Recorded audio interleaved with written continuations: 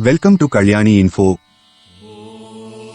వైకుంఠ ఏకాదశి అనేది దేవునితో ఐక్యమై ఆధ్యాత్మిక శాంతిని పొందే అద్భుతమైన యోగ్యతను కలిగి ఉంది.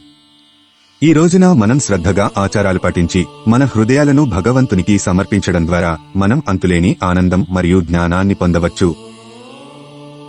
సంపన్న సౌందర్యంతో మెరిసిపోయే చంద్రునితో వచ్చే శుద్ధ ఏకాదశిని అత్యంత విశిష్టమైన రోజుగా భావిస్తారు. ఈ రోజున మనం ఒక వైష్ణవాలయం సందర్శించడం ద్వారా స్వయంగా వైకుంఠం వెళ్లి శ్రీ మహావిష్ణువును ఆరాధించినంత ఫలితం లభిస్తుంది. ఈ పవిత్రమైన రోజు మనల్ని దుఃఖాలు, పాపాలు మరియు దురదృష్టాల నుండి విముక్తి చేసి ఆధ్యాత్మిక ఆనందం యొక్క నిజమైన జీవితాన్ని ప్రసాదించే అద్భుతమైన శక్తిని కలిగి ఉంది. వైకుంఠ ఏకాదశి యొక్క ప్రాముఖ్యత. వైకుంఠ ఏకాదశిని జనన మరణాల చక్రాన్ని ధిక్కరించి నిజమైన మోక్షాన్ని పొందే అద్భుతమైన రోజుగా భావిస్తారు. ఈ రోజున కఠిన ఉపవాసం పాటించి ఆచారాలు నిర్వహించడం వైకుంఠం అనే శ్రీ మహావిష్ణువు యొక్క నివాసానికి మార్గాన్ని తెరుస్తుంది. శ్రీ మహావిష్ణువు యొక్క మంత్రాలను పఠించండి.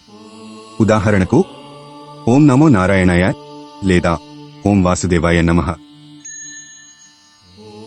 వైకుంఠేకాదశి యొక్క పూర్తి ఆధ్యాత్మిక ప్రయోజనాలను పొందటానికి ఇలా చేయండి. ఉపవాసం. ధాన్యాలు, పప్పుధాన్యాలు, మాంసాహారం మరియు మద్యపానం వంటి వాటికి దూరంగా ఉండండి. ధ్యానం.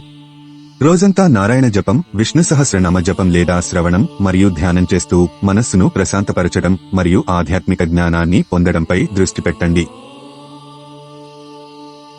అభిషేకం చేయండి.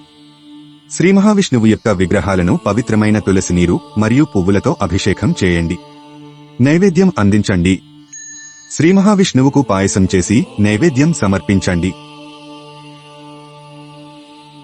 వైకుంఠ ఏకాదశిని పురస్కరించుకుని ఈ పవిత్రమైన రోజును ఆనందంగా మరియు ఆధ్యాత్మికంగా గడపండి. ఈ పవిత్రమైన రోజు మీ జీవితాన్ని ప్రకాశవంతం చేస్తుందని మరియు మీకు మరియు మీ ప్రియమైన వారికి ఆశీస్సులు తీసుకురాగలదని ఆశిస్తున్నాము. వైకుంఠ ఏకాదశి శుభకృత. ధన్యవాదాలు. ఇలాంటి మరిన్ని విషయాల కోసం మన ఛానల్ను వెంటనే సబ్స్క్రైబ్ చేయండి.